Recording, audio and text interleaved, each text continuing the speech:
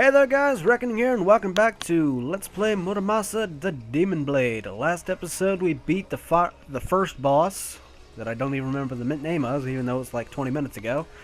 And I explained like everything that is in the pause menu, save for one thing, because we can't access it yet. And I was looking for a store, and I still don't know where it is, because, well, I didn't take much of a break between recording, so let's do a little bit of exploring. Oh, new enemies. Or, no, just enemies. Come on, where are you? Boom! Instant win. Just boom. Did it just give me a bonus for finishing them off with a quick draw? Sweet. Not that I really need that bonus, because it's not much, but, it's something. Souls. This goes to the Omi province, which, looking at the map and right here, is blocked by a green demon barrier, meaning we can't go that way. Oh boy, oh. I want to say these are called Tengu. I'm probably wrong. I think these are referred to as Tengu. And they're an annoying enemy, to say the least. Hey, leveled. Sweet.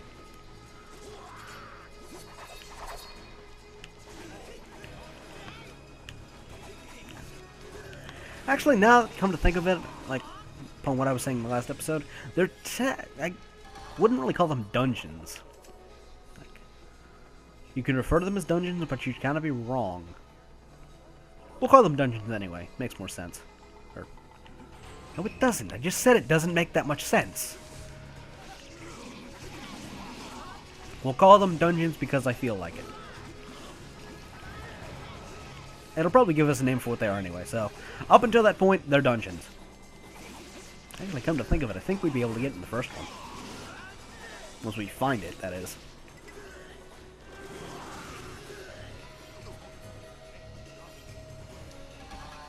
Alright. Let's try going this way. Ooh. There's a monkey. Oh. Running thing of the LP. We have to talk to every monkey we find. A monkey can lead you to a hot spring in the mountains.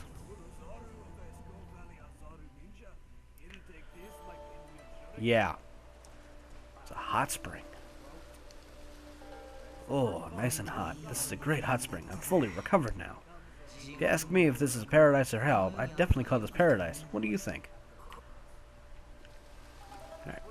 The hot springs do serve a purpose, but 9 times out of 10 they're probably going to be more of a comedic than you'd think. Bathing in the hot spring fully restores your life flame and your blade's soul power. So it's a good thing to go there. But I mean, your blades are probably going to be mostly charged to begin with, and your life flame may be low. So, item, herbal remedy. I think I know what that does. Okay, here's the first thing I was talking about. It has a red barrier on it. Alright. Enemy layers. That's what they are. After destroying a barrier and examining the entrance of an enemy lair, you can advance to a place where powerful monsters are waiting. In some cases, the monsters that await you may be so powerful that you won't be able to match up against them until you increase your level. If you can't find a way to defeat them, it might be a good idea to continue your adventure and take up the challenge again later after you obtain more powerful blades or items. Okay, this is the first enemy lair you can get into. The recommended level is 9 or above. Basically, what enemy layers are is just an onslaught of enemies. And usually when you beat one, you'll get a good item. Like some of the later ones, you'll get really good items. Alright. How about some tofu? Oh, you want to know more about me? You're an unusual one. I'm just addicted to making tofu. I put everything I have into what I sell. Alright, this is an example of the first shop. The shop menu basically looks like this. You see what they're offering, how much they have, what the price is and how much money you have, and then, like, some information at the bottom. Tofu is an ingredient that can be used in something. But I think there's a better store around here somewhere that just sells, like, everything that you need right now. Though I could probably use more money.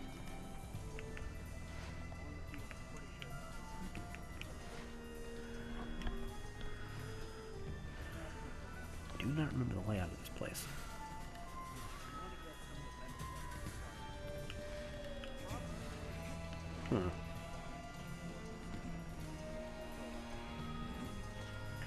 It looks like this is the way we're supposed to go, so I don't think I want to go that way. Ooh.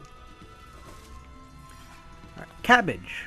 It's an ingredient, as you would expect. Okay, where's this go? Pretty sure this is going where we would want to go for the story. Oh, enemies. Let's do some fighting.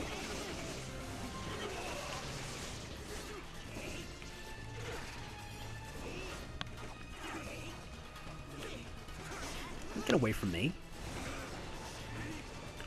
Actually, if I remember correctly, one of the easiest bosses in the entire game is next. Like, in Act 2. If I remember correctly, it's like one of the easiest bosses there is in the game. I don't know what makes it so easy either. It just is. You'll see when we get to it, in probably a couple parts. Alright. So I want to find the actual shop. Yeah. I've said that quite a bit, haven't I? Oh. Radish. Another ingredient. Duh. Here? Nothing. In here. Samurai.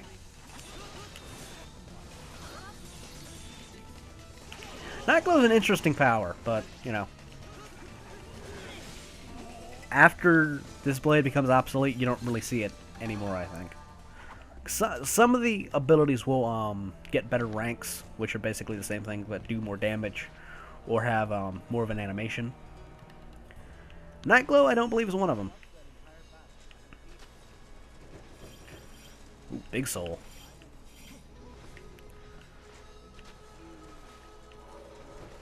Alright.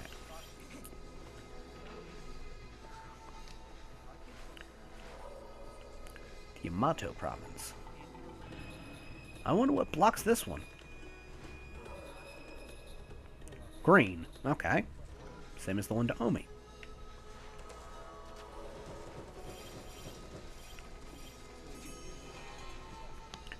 I guess you could say that the game's pretty linear, because really the only places you can go is the ones that you have the blades for, which makes sense.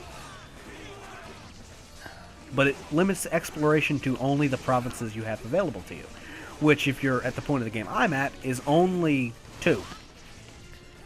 Yamashiro and Iga. Those are the only 2 you can access.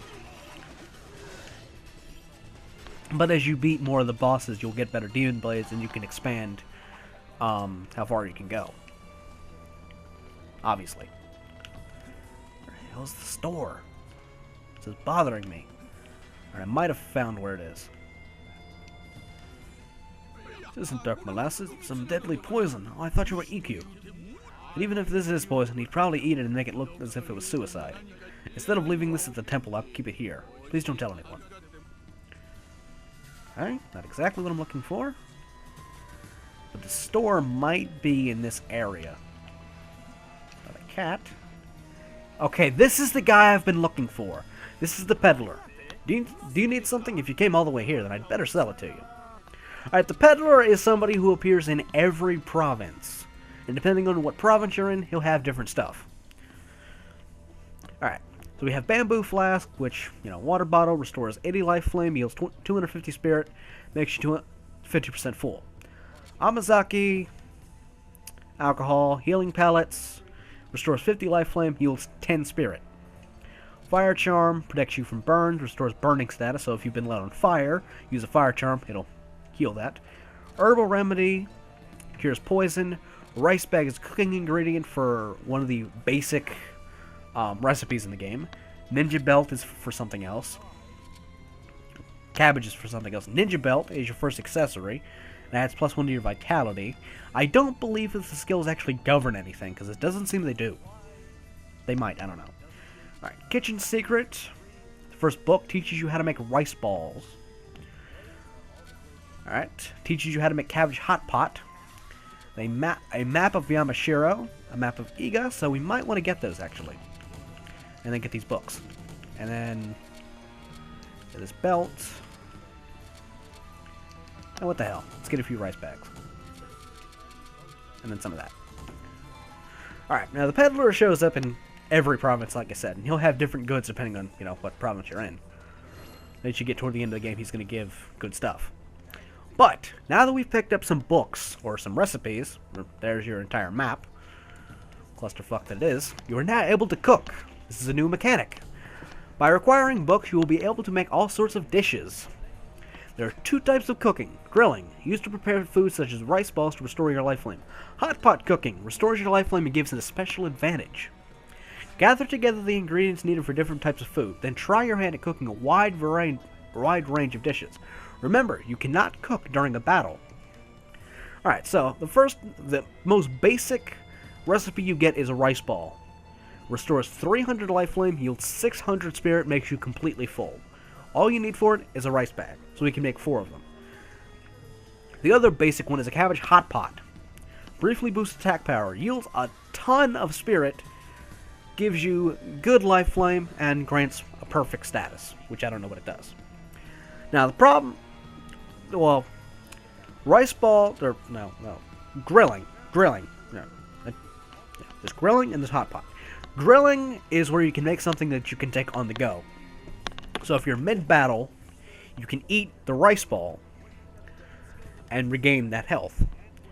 Hot pots are basically, if you're going to prepare for a big battle, you cook up a hot pot right before you do the battle. So if you're going to take on a really tough enemy layer, you make a hot pot. And make sure you stock up on grilled items. So I'll make a rice ball just to show you how it's done. Alright, so take the lid off. You take out the ball of rice. And you roll it around in your hands. Then you put some seaweed on it. You pick it up. And you have it. And that's how you make rice balls. That's how you do it. If you follow those steps, you will make perfect rice balls. Every time. I'll probably make more of those off screen. Because they get awfully repetitive. So I'll probably just show every new thing. Alright. Let's put the map back up.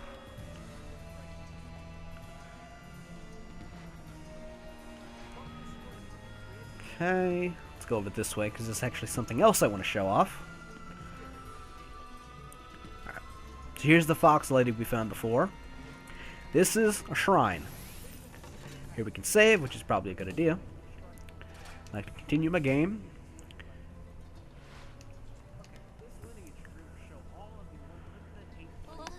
Barriers now stretch across this land. Even you cannot pass through them. You need a demon blade to destroy them. Alright.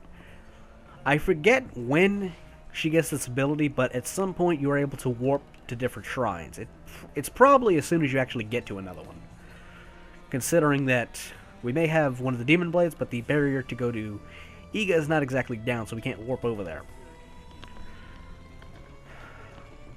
Eventually we're going to get to a point where I've introduced all the mechanics and it's just really going to be talking about what I'm doing in the gameplay. Like right now, I'm battling.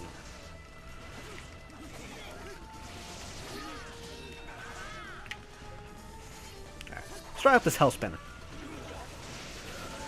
It's good. Alright, we got a smoke bomb. It's a supply item. If I remember correctly, you can use it to escape from battles. Should you want to escape from a battle. But really, why would you want to? I mean, that's experience that you could get. And it's not like the monster, well, the enemies are really that tough. I mean, they can be tough, but they're not going to be. Okay. Is this one seriously just open? This one's just open, isn't it? Son of a bitch. And here's your in-game map. You can see all the different provinces there are. So we'd be able to get to Iga if we could get around the barrier keeping us in the tutorial area. Great. Okay. There's an item around here somewhere. Wait, down here? Right here. Herbal remedy. So if we get poisoned, you know, we got something to deal with that. Another item. It wasn't. Healing pellet. So if we need some quick, light healing, we can use that. Enemies.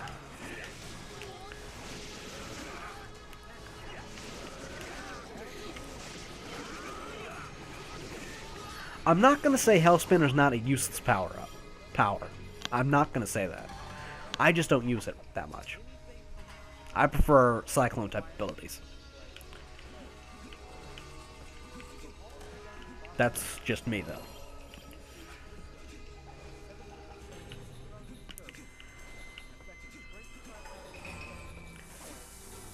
Come on. Come on. Probably not going to get all of them with this. No, I got all of them. Hot damn. That's fun. More souls. Okay. Now, here we have another enemy lair with a purple gate. Now, something I don't particularly like regarding enemy layers is the fact that you have to break the barrier first before you can find out what level it is. And when you look at the map will clearly show you the color of the barrier. Now, the thing that bugs me is that after you've broken it, it's got a basic symbol. And if you haven't beaten that layer yet, you have to remember where it exactly is and come back to it when you're the level that it recommends. And if you've got a bad memory like I tend to have, you kind of forget where these places are, and then you have to search the entire map just looking for the one layer you're looking for. And is there another... There's another monkey here. We gotta talk to the monkey. Squeaky chair.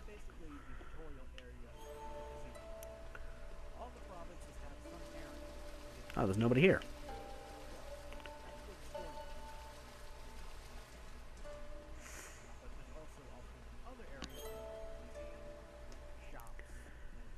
Okay. So now we have, you know, full health and blade. Which is a good thing. Item in this area somewhere.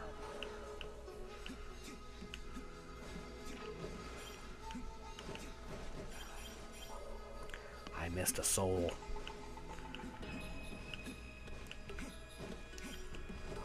Healing pellet. Good. What the hell? Oh, okay. I see where I'm going. We're still going this way. Okay. We found that shrine. So I don't know if... maybe warping is a thing for after you beat the game. Oh. Yeah. Warping's not really that... you don't really need it at this point in the game. You know, if you're looking around for enemy layers trying to figure out which one you're looking for, then yes, it would be very useful. You're just like, oh, I think it was here. You look at all the ones there. It's like, no, I did all these. And then, of course, you have to remember, well, did I do this one or did I not do this one? And you go into it and it's like, oh, I did this one. But then, of course, once you go in there, you kind of have to do it. But, I mean, if you're over the recommended level, you should be able to handle it just fine. And it's more experience and money, so how can you complain? If it's one of the really tough ones, then yeah, you could. But not many of them are really that difficult. There's one in particular that is, but it's meant to be. And we'll get to that at some point. There's so many things, it's like, oh yeah, we'll get to that eventually. Eventually I'll mention that. Eventually. At some point in time, we will discuss this. It may not be today. It may not be tomorrow. It may not be next month. But someday. Fire charm. So if I get lit on fire, I can protect myself by putting myself out.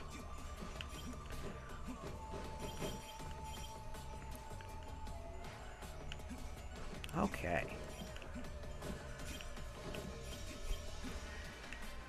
Alright.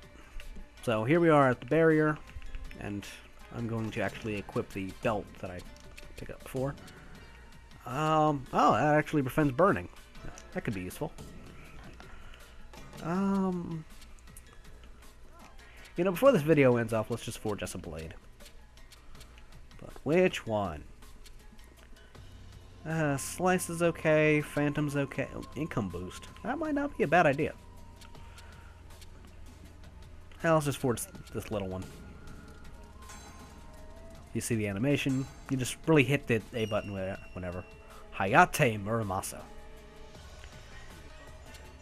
But now, we can't go any further until we get that.